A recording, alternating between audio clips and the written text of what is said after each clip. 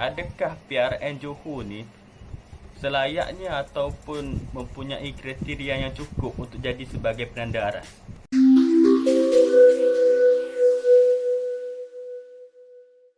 Baru-baru ni pada awal bulan 3, Alhamdulillah negara kita ada laksanakan pilihan raya, walaupun kita sekarang ni tak adalah dalam keadaan yang totally recover sangat dengan COVID dan sebagainya, tapi proses demokrasi masih lagi berlangsung dengan baik, Alhamdulillah. Dan kita pun dah tahu keputusan dia, dan kita pun dah tahu juga berkenaan dengan bilangan pengundi yang turun pada hari tersebut. Dikhabarkan yang turun tu dalam 80 bukan, yang turun tu adalah dalam 54%, lebih kurang. Berbanding dengan yang lepas pada PRU ke-14, negeri Johor mencatatkan bilangan yang turun mengundi adalah 84% ataupun 85%. Jika kita bandingkan antara dua angka ni, PRU 14 dan juga PRN pada kali ini yang ke-15 di negeri Johor ni, kita bandingkan dua angka ni memang sangat-sangat jauh lah, sangat-sangat berbeza. Kita boleh katakan masa 54% yang turun tu, ataupun bahasa lain kita kata 45% sahabat-sahabat ataupun warga Johor yang tidak melaksanakan tanggungjawab dia sebagai pengundi. Jadi mungkin persoalan kepada kita semua adalah, adakah kita berpuas hati dengan pencapaian yang kita hadap sekarang ni? Sebab apa? Sebab PRN Johor ni, dia adalah satu batu asas kepada Undi 18. Pada penganalisis politik, dia katakan bahawa PRN Johor ni akan menjadi satu batu asas ataupun satu penanda aras. Lepas-lepas ni mungkin kalau ada pilihan raya, dia akan meletakkan ataupun dia akan berpandukan kepada apa pencapaian yang akan dicapai dekat PRN Johor ni berkenaan dengan undi 18.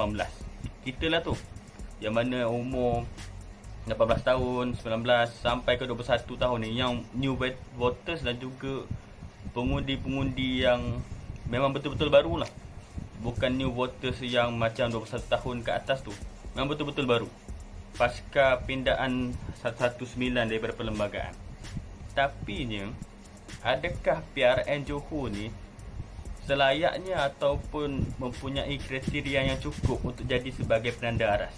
Itu pun jadi isu juga antara penganalisis politik itu sendiri. Kalau kita perasan, masa awal-awal sebelum buang undi, memang kita bincangkan berkenaan dengan undi 18 dan sebagainya. Tapi selepas daripada PRN Johor ni, dia bunyi agak kelam sikit berkenaan dengan undi 18 ni.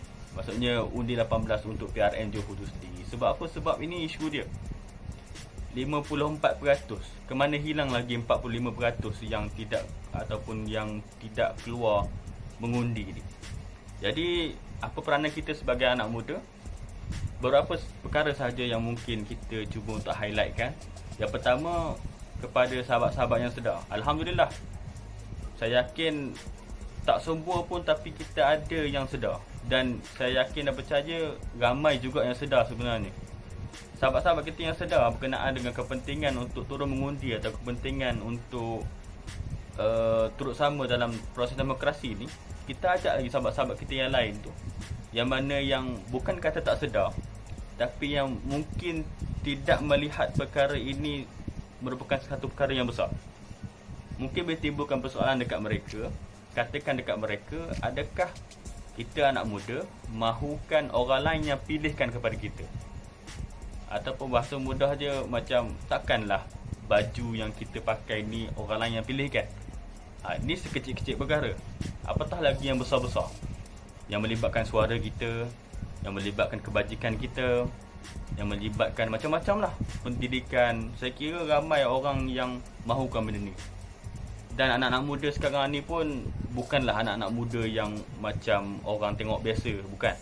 Anak-anak muda sekarang ni saya yakin memang semua cakna pasal politik. Mereka semua memang sedar apa yang berlaku sekeliling dia. Contoh kita boleh tengok dekat apa yang berlaku dalam media sosial, contoh dia dekat Twitter, dekat Facebook. Dan juga kita boleh tengok ada juga setengah-setengah anak muda yang turun di jalanan menyuarakan pandangan mereka menyatakan apa hasrat mereka kepada kerajaan. Dan juga ada macam-macam anak-anak muda yang terlibat dalam kemasyarakatan.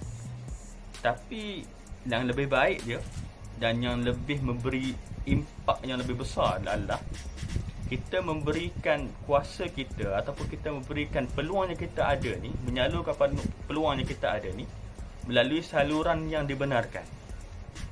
Kita lihat apa yang berlaku dekat PRU 14. Ombak, tsunami, pengundi yang boleh untuk menjatuhkan sebuah kerajaan yang lama sangat-sangat dalam pentadbiran dia.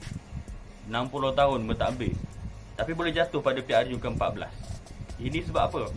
Sebab yang menggunakan saluran yang sebetulnya tu, yang menggunakan saluran PRU tu sendiri, pilihan raya umum tu sendiri.